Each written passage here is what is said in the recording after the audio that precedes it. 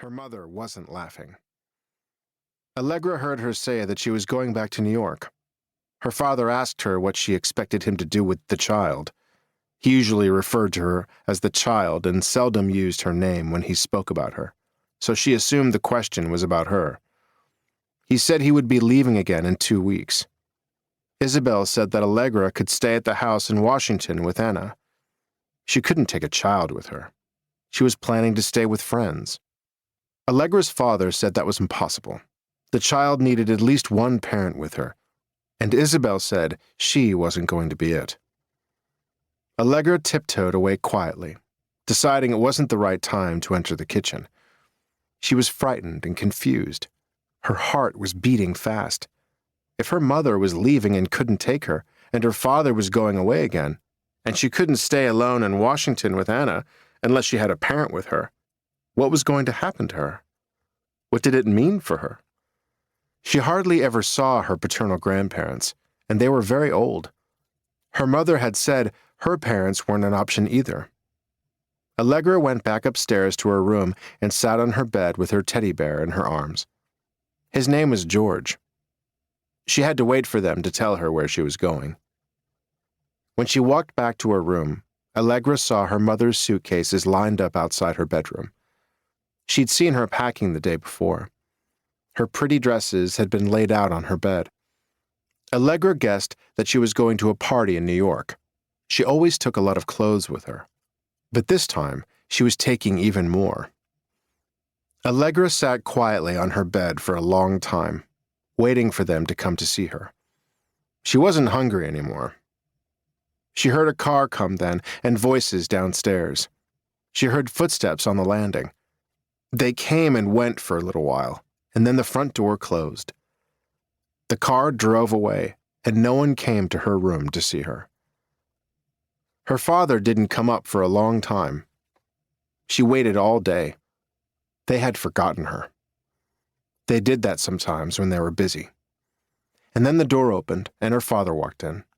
He was wearing his uniform, and he looked very serious. He looked at her sitting on her bed with the bear in her arms. He stared at her for a minute. She was a tiny miniature of her mother with the same red hair and green eyes, possibly an unwelcome reminder now. Then finally, he spoke. "Your mother has gone away," he said in a solemn voice. He hesitated for an instant, and then added, "She's not coming back."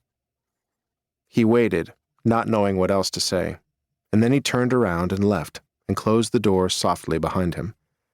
He had forgotten that there was no one in the house to feed Allegra since it was Anna's day off.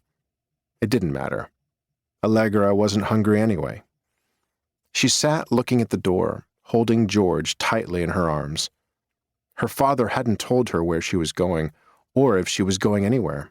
She had no idea what was to become of her. All she could think of was that her mother had forgotten to say goodbye when she left. Her father always told her to be brave, so she didn't cry in case he came back to her room. But he didn't. She curled up into a ball in her bed, holding George, until she fell asleep. The briefly torrid affair between Bradley Dixon and Isabel Vanderholt had lasted months, and the marriage 7 years. Everything about it was improbable. She was a golden girl, a dazzling young debutante turned socialite in New York, the wild child of the ultra-respectable Vanderholts. At 18, after graduating from an exclusive private girls' school in New York, she had no interest in college. She had fallen in with the fashionable underground elite of the city, with Andy Warhol and his entourage. She was a nightly regular at Studio 54, known as a modern-day Gomorrah, a hotbed of drugs and disco, socialites mingling with musicians, Hollywood stars, and a hefty dose of appealing riffraff. The ambiance was racy and unsuitable. Her parents had long since given up trying to rein her in. She was their only child. A trust fund set up by her paternal grandparents gave her total autonomy at 21. Her parents couldn't stop her. She was beautiful and young and wild, with Rita Hayworth looks and a body to match. She'd been paired with various inappropriate people, including her